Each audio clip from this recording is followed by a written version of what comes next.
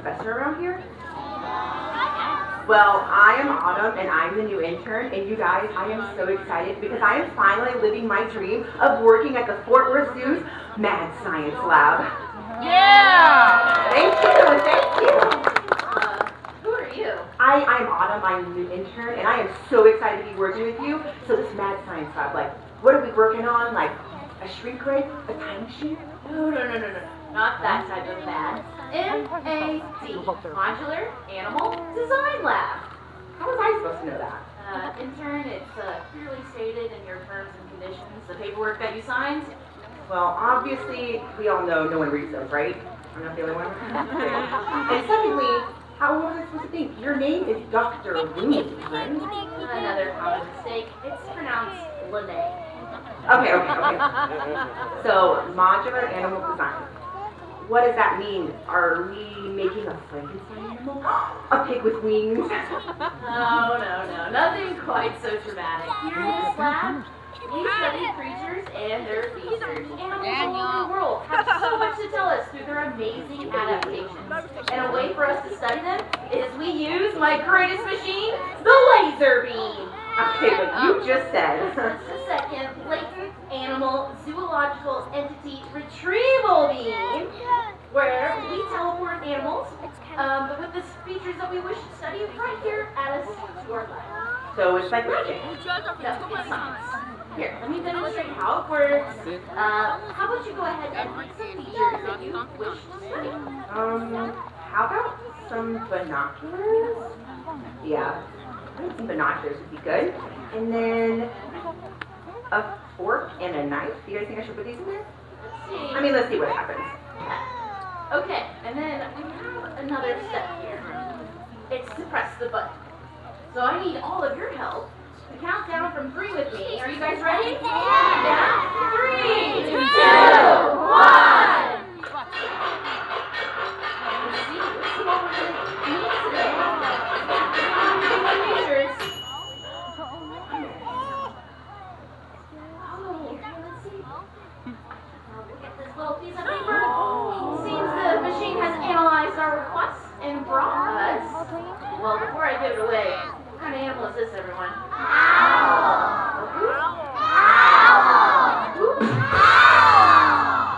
Kids get so worked up by that. That's right, everyone give yourself a pat on the back.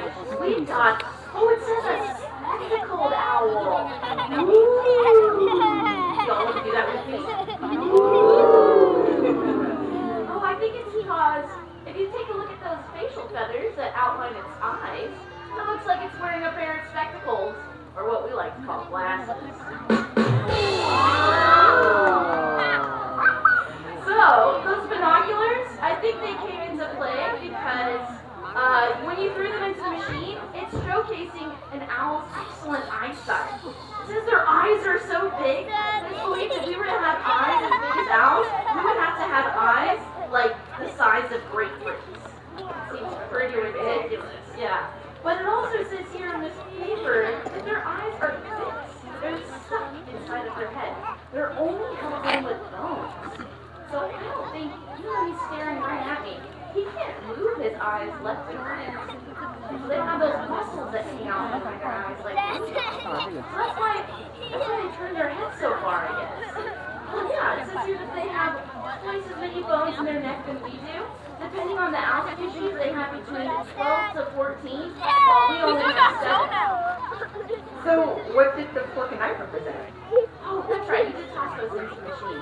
Well, animals are not spoiled like we are. They don't have utensils lying around for them to eat their food. So they gotta have body parts to help them do that. And it says here, the fork, well, those would be in his pair of talons. You guys see his sharp feet? Our lovely lab assistant was wearing a thick leather glove to protect her hand from those sharp feet. Those are talons. And so they'll use those feet when they fly down and then they zone in on that prey they wish to eat. They'll grab it with those pair of feet.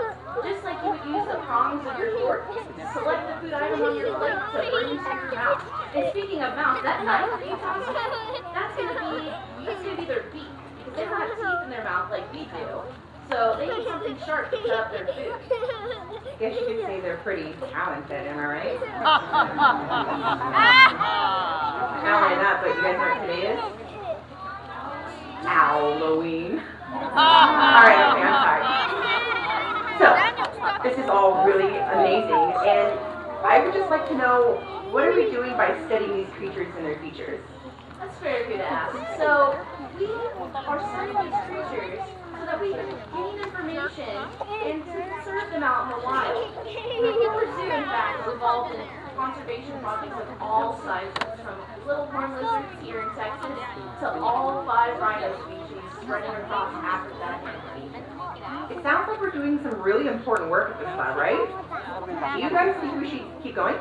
Yeah! Do you want to help me pick some features for the next animal? Sounds fun. Alright, let's see. Should I put in an ear or some teeth? Teeth, alright. Some teeth in there. And then should I put in some fur? Or maybe a spring? A string, alright. And then last chance on the ear. Ear fur?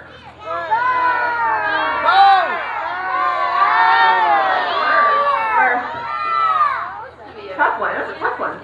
Alright, and then what do we do next? We push the button, this beautiful big red button. Can you guys help me count to 3 though? Ready? 1, 2, 3!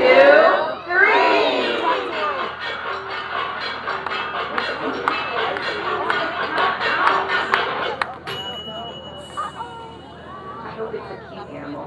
The fur, right? Maybe the fur will bring us a cute cousin one. It's a bear. Oh, the anticipation is rising. Where's this animal? Oh. Good job, intern. Look what you were telling me. Let's see what we have. Sorry, I was so distracted by how cute it was. It says here that we have a Patagonian cave. You guys know what that is? What does he look like? A bunny, a dog, a deer, a kangaroo? Well, it says here that he's actually the 4th largest rodent in the world. So his closest relative is a guinea pig. And you know, that's where the teeth came in, because rodents have very special teeth. They have those 2 big incisors that continuously grow their entire lives. And to keep their teeth from growing too long, they have to file their teeth down, so they chew on things like rocks and sticks to keep them nice and short. Now it says here that they put that spring in there because these guys are excellent jumpers and runners. In fact, it says he is the ultimate prey animal. So whenever there's other animals out there, like it says a mountain lion likes to hunt them, he's actually going to use those really long legs of his like a spring and spring himself forward and can run up to 35 miles an hour in short bursts to get away from those predators. And he's going to be doing jumps and twists and turns, and he's going to show that predator, hey, I am too fast and quick to catch you, and that predator is going to give up. And then lastly, we had that fur in there. He has actually specialized fur. Not only does it make him very cute, but that fur protects him from predators. So does anyone have any dogs or cats at home? Do they shed? It says here that he sheds 5 times more than your dogs or cats at home. And that's because if a predator were to catch up to him and try to get a big mouthful, they're more likely to get a big mouthful of fur instead of a mouthful of that cavy, right? No one likes fur on the tongue, so it says that predator's going to stop in his tracks and wipe it all off. That's a pretty cool defense right there, right? That was a pretty cool animal. That really was a cool animal. Well, you know, all this research is kind of really up my appetite. I'm going to go to the cafeteria, get some candy, maybe a hot dog or something, but while I'm gone, don't touch anything, okay? Intern, don't touch anything. You touch something. Yeah, right. You guys want to try this out? So it's October, and today is Halloween, which is my favorite holiday, you guys. So let's make a spooky animal, right? Let's see what we have in here. So we have some glue. Do you think something sticky might be scary? See? And then we have a tombstone. That is spooky, you guys. And then last but not least, we have a bulldozer. No? guys said no, so no bulldozers to go in there. Now what's the next thing you do? Okay, we have to be really quiet though. So when we count, ready? 1, 2, 3.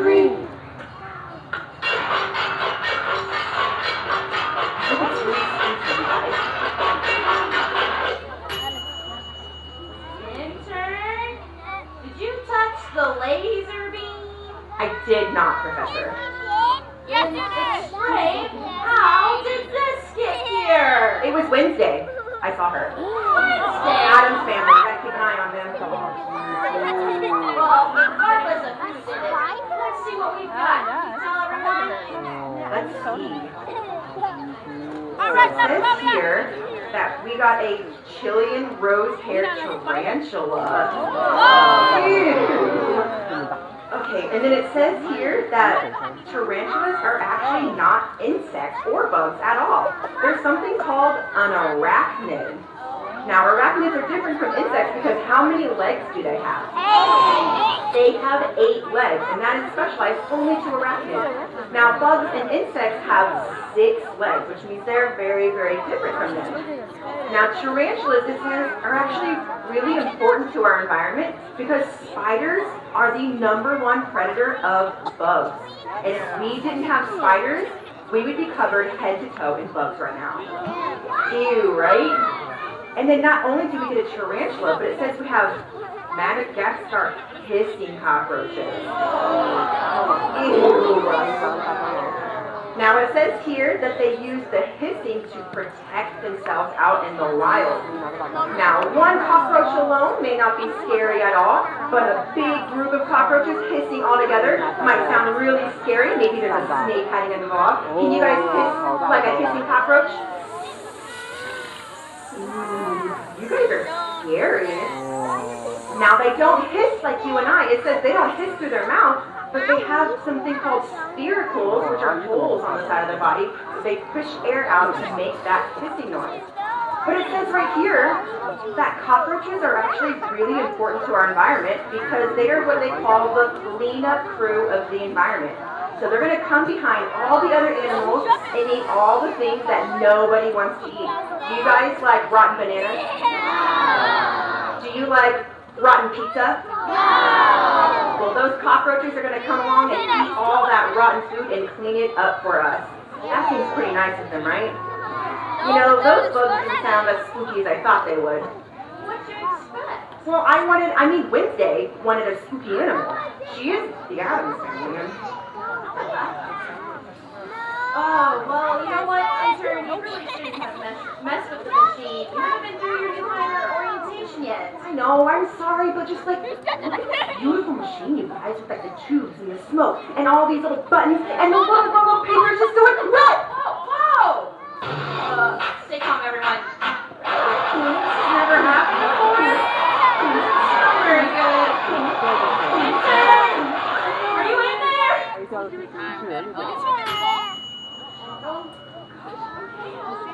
Oh my goodness. Folks, seems like my intern has turned into a goose. Whoa! Oh my goodness. Poor goose. Like the silly goose now. Well, you know what? You actually are one of my favorite type of geese. This is a nene. And they are endemic to the Hawaiian Islands. So you have to go over to Hawaii to see these kind of animals out in the wild. Not only that, they do have a special story behind them. At one point, nene geese, their population severely declined, almost as little as 50 left in the wild. But thanks to conservation programs like zoos, this animal was brought out the brink of extinction. Now there's over 2,300 that live in the world today. So this goes to show you that conservation truly does work. And this is living proof right here. Well, intern, you might be here, or you might be like this for a couple of days or so. I'm working on a reversible machine. Maybe we can try that out. Hopefully we can teach it back to the way you were. But, my intern, they also do share something else. Looks like they've got some semi-wet feet over here. Intern? I know, you had quite the flight. Maybe you're catching your breath there. I didn't even know you knew how to fly.